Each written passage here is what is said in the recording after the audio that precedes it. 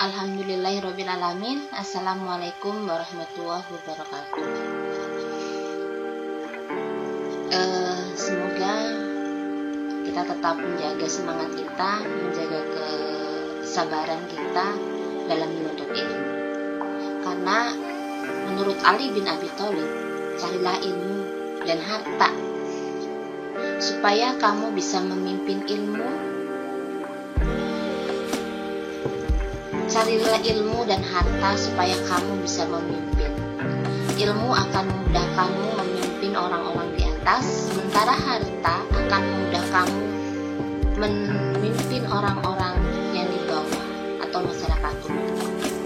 Ali bin Abi Thalib. Ya, jadi ternyata ilmu dan harta itu adalah sesuatu yang seimbang dan setara menurut Ali bin Abi Thalib. Bagaimana ilmu agar kita bisa memimpin dan akan memudahkan kita menjadi pemimpin orang-orang di atas kita yang kita pimpin. Oke, selamat datang di Yunmaryuningsi Channel. Mari kita belajar genetika. Kali ini pada pertemuan yang keempat pada bagian B ya, yaitu tentang perubahan jumlah dan struktur kromosom. Sebagaimana yang kita ketahui bahwa kromosom itu adalah bagian unit terkecil dari sebuah pewarisan gen ya, di dalam yang letaknya itu di dalam nukleus atau inti sel. Nah, kromosom sendiri itu kalau menurut Watson and Crick, kalau kita uraikan maka itu terdiri dari basa purin dan basa pirimidin. Ada adenin, guanin, timin, dan sitosin. Dan di kromosom ya, itu bentuknya adalah double helix. Dan kromosom itu masing-masing orang dengan yang lain itu struktur basa nukleotidanya itu akan berbeda. Nah, perbedaan basa nukleotida ini yang menjadikan sebuah keragaman genetis kita umat manusia dengan umat manusia yang lain ya, walaupun sama-sama masih satu keturunan, yaitu keturunan Adam alaihissalam. Baik, bersama saya Yunmaryuningsi, mari kita mulai saja. Bahwa kromosom itu kalau di manusia itu ada jumlahnya ya. Ada yang ingat tidak jumlahnya ada berapa? Ya, 23 pasang. Atau ada juga yang mengatakan bahwa terdiri dari 22 pasang kromosom autosom dan 1 pasang kromosom genosom. Itu kalau pada manusia. Nah, apakah jumlah kromosom semua makhluk hidup itu sama? Nah, ini pertanyaan yang pertama. Coba nanti kalian sambil browsing ya. Berapa jumlah kromosom untuk beberapa organisme yang lain? Misalnya, apakah gajah juga sama kromosomnya itu 23 pasang? Apakah Drosophila juga kromosomnya sama? Apakah pisang itu juga kromosomnya sama dengan kita manusia? Ya, silakan kalian sambil browsing berapa jumlah kromosom untuk masing-masing organisme. Kromosom itu bagaimana bila terjadi perubahan dalam sisi jumlah? Ya, karena kalau di manusia itu ada 23 pasang, bagaimana kalau jumlahnya itu berubah? Dan struktur kromosom itu seperti huruf X ya, segmennya itu jelas. Bagaimana kalau terjadi perubahan struktur kromosom? Baik, mari kita belajar untuk ini. Perubahan jumlah kromosom kita yang pertama ya. Perubahan jumlah kromosom merupakan jumlah perangkat kromosom atau genom, dan perubahan jumlah salah satu atau beberapa kromosom saja. Jadi ini bisa terjadi pada satu atau beberapa kromosom, di mana perangkat kromosomnya itu nanti akan terjadi perubahan. Nah, perubahan jumlah perangkat kromosom ini yang disebut dengan euploidy. Dan perubahan jumlah salah satu atau beberapa kromosom saja ini adalah aneuploidy. Jadi kalau misalnya perangkat kromosomnya itu banyak yang berubah, maka itu disebut dengan euploid.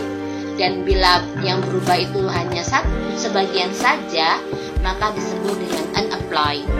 Euploidy dan aneuploidy ini sekarang dalam beberapa riset itu banyak sekali digunakan dalam perlakuan kepada tumbuhan.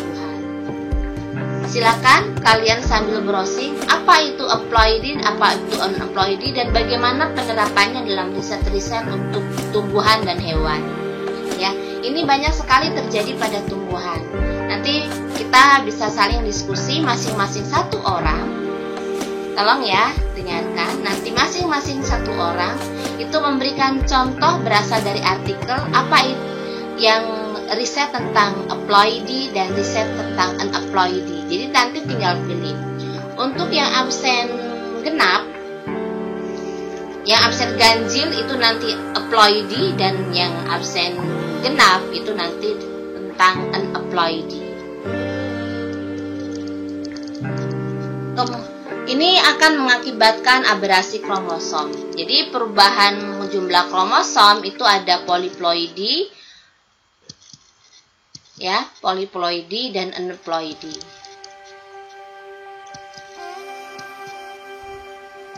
Kemudian ini juga akan mengalami perubahan kromosom itu dengan struktur kromosomnya, yaitu bisa dengan perubahan jumlah gen, bisa karena delesi, kalau delesi delete ya, jadi gennya itu hilang, atau mengganda, duplikasi, jadi gennya itu nanti akan mengganda, atau perubahan lokasi gen, bisa secara inversi atau berputar 180 derajat, atau translokasi, pertukaran gen. Oke, yang pertama adalah polyploidy, mempunyai kelipatan dasar kromosom ya. Ini jadi nanti jumlah kelipatan dasar kromosomnya itu berapa N, ada yang 3N, 4N, dan seterusnya, dan selalu diakhirinya itu dengan ploid atau ploidy.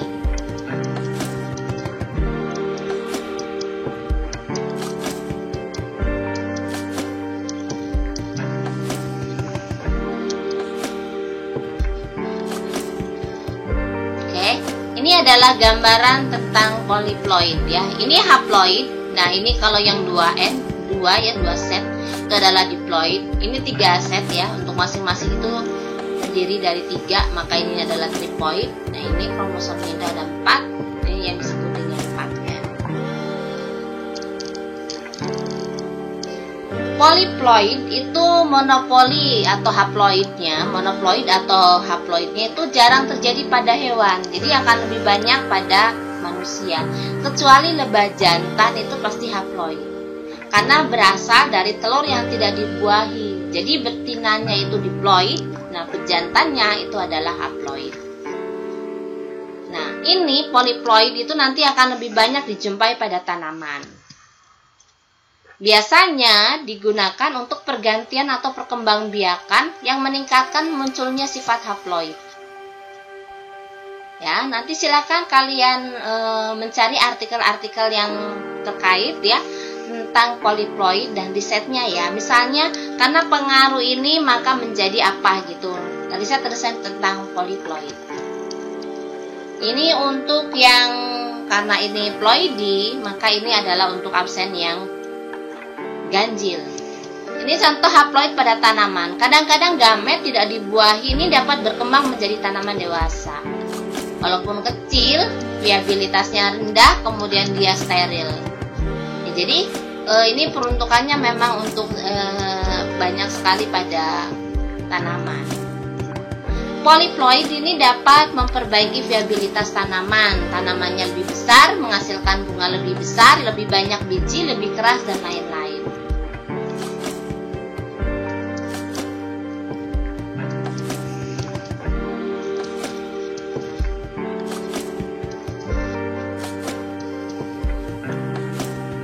Ada autopolyploidy, ini penggandaan kromosom dasar dari spesiesnya sama, biasanya muncul dari pembuahan ganda dan semua kromosomnya mempunyai sepasang kromosom yang homolog. Dan yang kedua adalah allopolyploidy, ini penggandaan kromosom dasarnya dari spesies yang berbeda dan berasal dari hibridisasi. Ya. Silakan kalian sambil cari nanti artikelnya yang nanti akan kita didiskusikan ke di aplikasi Gen 21. Nanti masing-masing dari kalian bisa presentasi tentang penerapannya pada tumbuhan untuk yang polyploidy atau polyploid. Kromosomnya tidak mempunyai homolog. Ya. Ini aloproliploidi atau hibridisasi. Misalnya kuda, kalau disilangkan dengan keledai, ini nanti akan menghasilkan organisme yang disebut dengan mule. Spesies tanaman yang muncul melalui alo dan autopoliploidi ini dimungkinkan untuk menciptakan spesies baru atau tanaman secara cepat.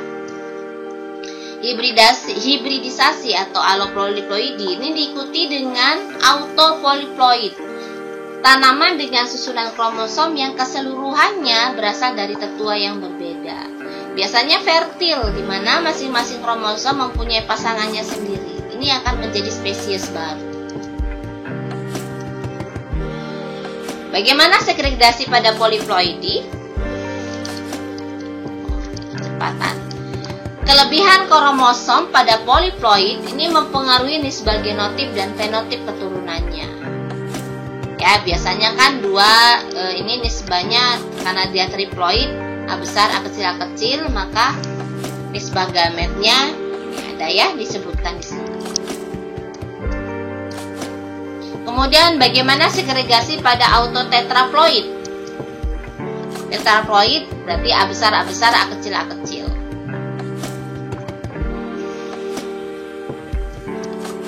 Aneuploidy. Ini untuk yang absen genap. Kelebihan atau kehilangan satu kromosom tunggal. Ya, kalau yang tadi penambahan, kalau aneuploidy itu kelebihan atau kehilangan. Kalau yang tadi kan penggandaannya lebih jelas ya, 2, 3, 4 gitu poliploidy. Kalau ini cuma satu set aja. Jadi tidak 2N tetapi 2N plus 1. Tidak 3N tetapi 3N plus 1 atau 2N minus 1. Akhirannya adalah trisomi, akhirannya adalah somi atau somik. Ya, ini ada yang disebut dengan trisomi, monosomi, tetrasomi. Ini lihat, ini kromosomnya itu bukan lagi menjadi satu pasang itu adalah 2 set, tetapi menjadi 3 set. Ini yang disebut dengan aneuploidy. Biasanya muncul melalui non-disjunction pada saat meiosis. Gagal berpisah pada saat meiosis. Homolog atau kromatidnya tidak memisah. Gamet ini mempunyai 2 atau hanya 1 salinan dari kromosom tertentu. Aneuploid pada manusia itu mengakibatkan efek yang drastis, di mana calon bayi itu pasti otomatis gugur ya di awal perkembangannya, jadi nanti si ibu akan mengalami keguguran. Tetapi bila ternyata sampai dilahirkan, maka kalau aneuploidy pada manusia, maka otomatis si bayi menjadi cacat. Aneuploid pada manusia biasanya ini ya, sebentar.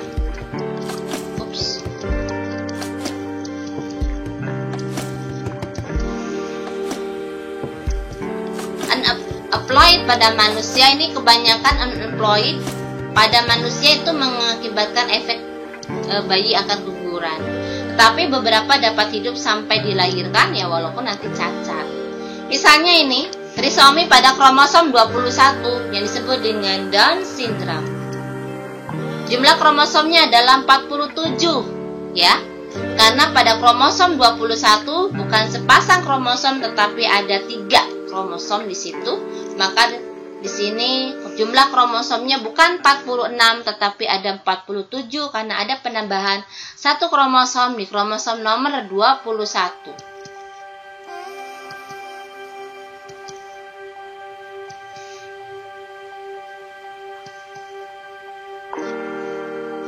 Kejadiannya meningkat tajam pada wanita yang telah berumur atau 1 dari 300 wanita untuk yang umurnya 35 tahun. Jadi ternyata menikah muda dan hamil muda baik ya.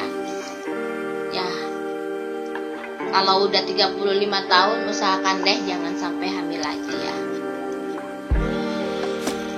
Dan peluang ini akan menjadi lebih besar kalau untuk yang seumuran dengan ibu ini. Oh, ibu belum ketak, ini 45 tahun. Insya Allah ibu belum 45 tahun.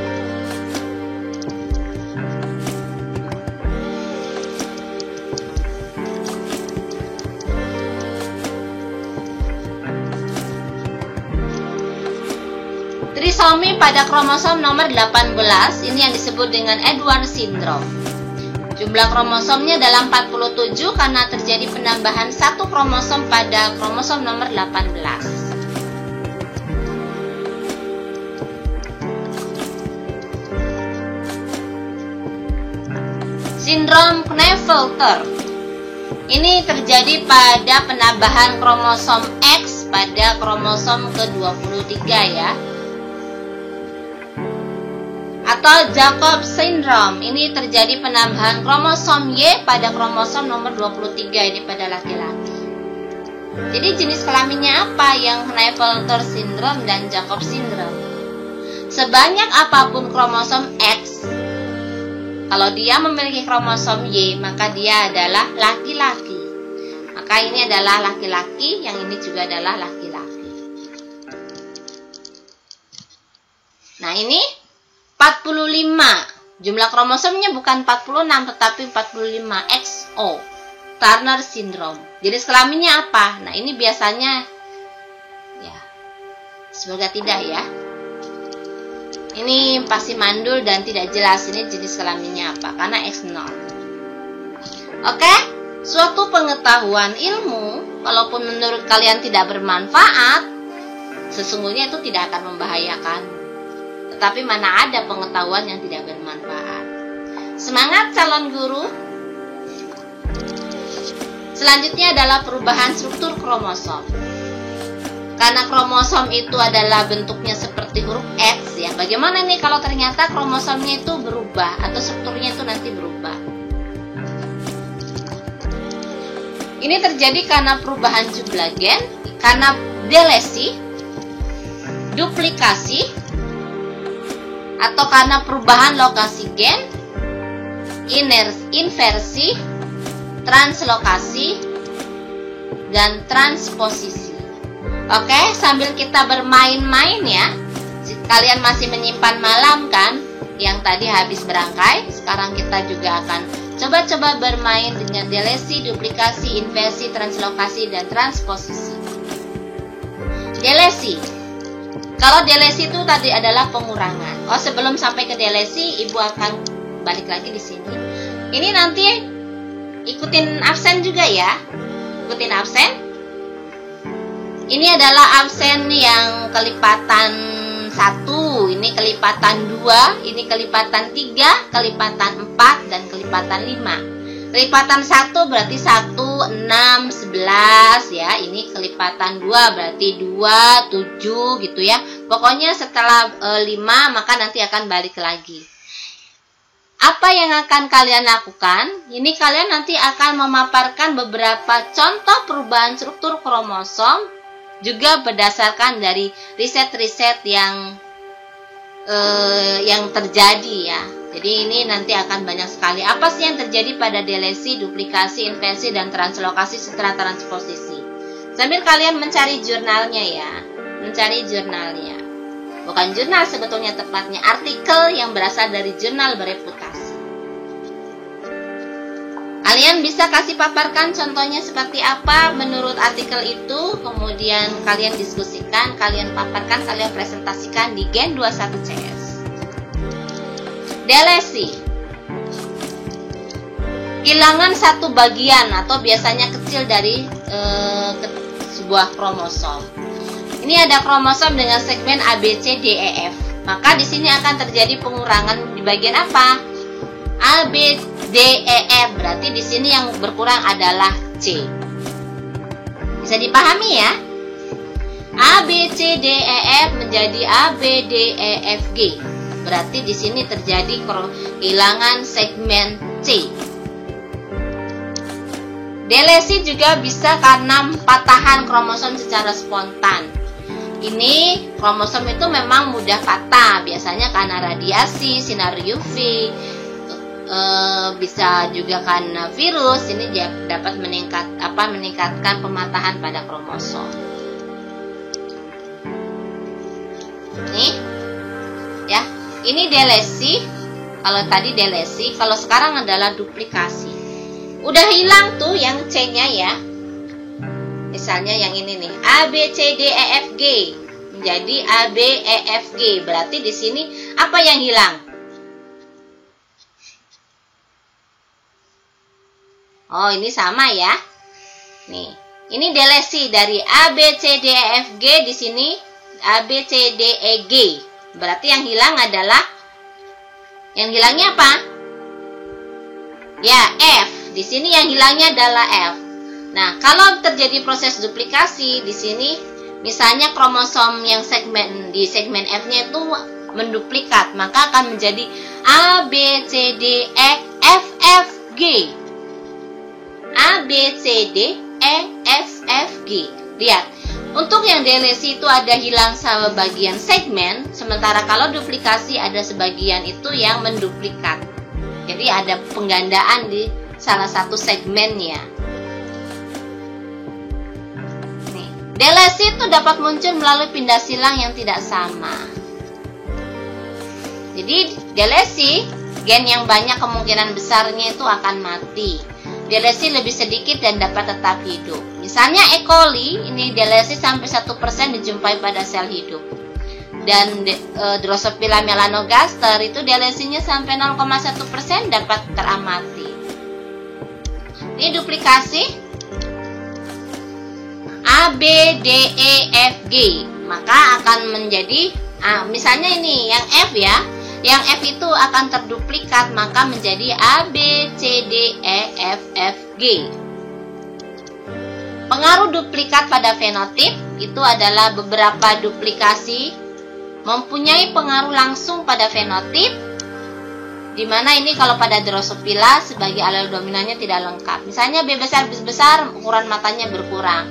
B besar B kecil matanya agak normal, dan B kecil itu matanya menjadi normal. Ini duplikasi NOR dan Down syndrome. NOR itu adalah nuclear organization region, ya. Ini normalnya seperti ini. Maka kalau yang Down syndrome ini terjadi penduplikatan di segmen ini menjadi seperti ini. Itu biasanya pada Down syndrome. Perubahan lokasi gennya. Nih, sekarang perubahan lokasi gen yaitu adalah inversi, translokasi, dan transposisi. Tidak ada informasi bertambah maupun berkurang, hanya pengaturan gen saja. Misalnya ini adalah inversi. Pemutaran 180 derajat dari bagian kromosom. Kan ini harusnya A, B, C. Nah, ini ya. D, E, F, G. Nah, di sininya I, J, K. Jadi di sini ada berputar, ada perbedaan. Ada perubahan, ini mengalami perputaran. Inversi juga bisa melalui karena pematahan atau penggabungan kembali kromosom. A, B, ini kan harusnya C, D, E, F, G menjadi di sininya karena ada begini ya. Tadinya nyatu jadi potong jadi A, B, E, D, C, F, G. Inversi selanjutnya ini dapat mengubah fenotip menjadi position effect, memindahkan gen aktif ke tempat yang umumnya tidak aktif atau kehilangan fungsi gen, atau memindahkan gen tidak aktif ke tempat yang umumnya aktif, ini mendapatkan fungsi gen. Nah, ini dapat berperan menyimpan kelompok gen atau alel khusus yang berfungsi baik bersama-sama. Inversi dan pindah silang. Inversi ini menyebabkan sinapsi yang rumit pada saat meiosis pada individu yang heterozigot. Kromatid yang terlibat dalam pindah silang tidak menghasilkan gamet yang berfungsi dan hanya kromosom tipe tertua yang diwariskan. Oke, ini contohnya adalah A, B, C, E, D, C, G ya. A, B, C, E, D, C, G. A, B, F, E, D, C, G. Ini karena terjadi begini nih. Kan asalnya kan begini nih, berputar. Karena kemudian dia di sininya potong, putarannya itu adalah potong, maka menjadi A, B, F, E, D, C, G. Ini karena di sininya terjadi pemotongan ya. Jadi menjadi yang atasnya ini. Ya, bukan merah yang di bawah, tetapi yang ini yang marun di atas.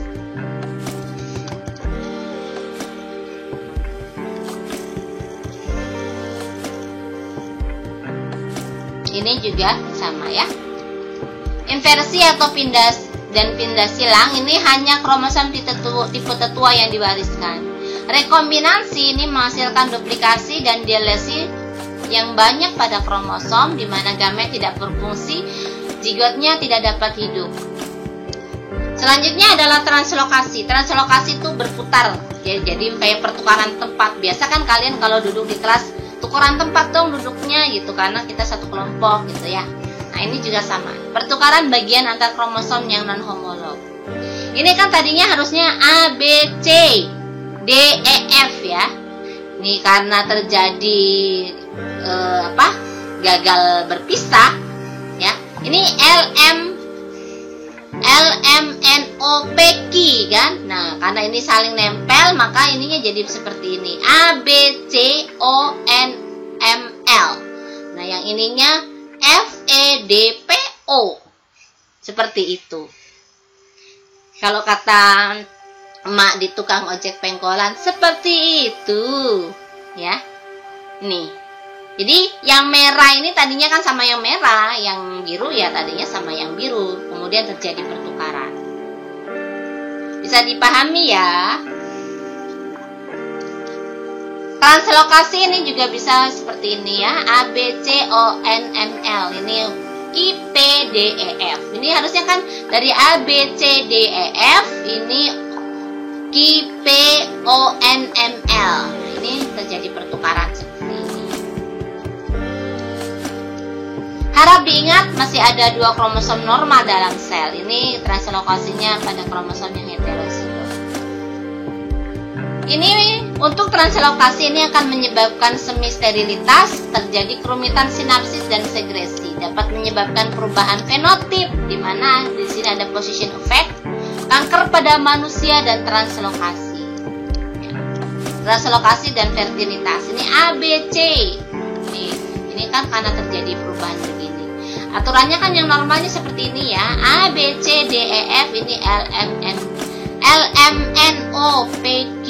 Oh, lidahnya buyun gelibet. Jadi ini nanti pasangannya sama ini ya. Sama seperti yang di awal ya. Yang kalian praktik gagal berpisah. Non-disjunction. Ini pindah silang ya. Pindah silang. Oke, ini juga sama. Hanya sepertiga dari segregasi akan menghasilkan gamet yang hidup dan fertilitasnya ini berkurang sebesar 2/3.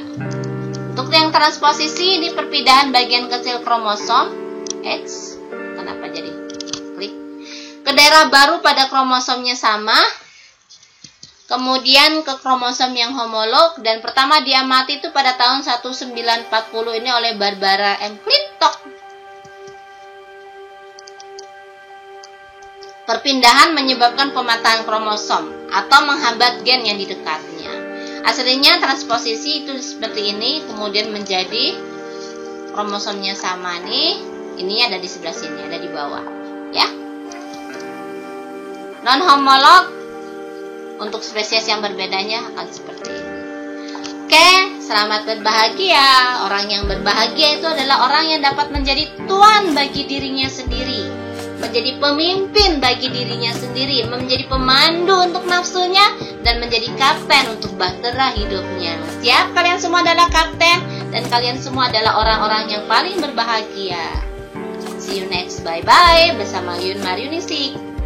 Selamat, nanti jumpa lagi di Yun Maryunisi channel. Terima kasih, assalamualaikum warahmatullahi wabarakatuh.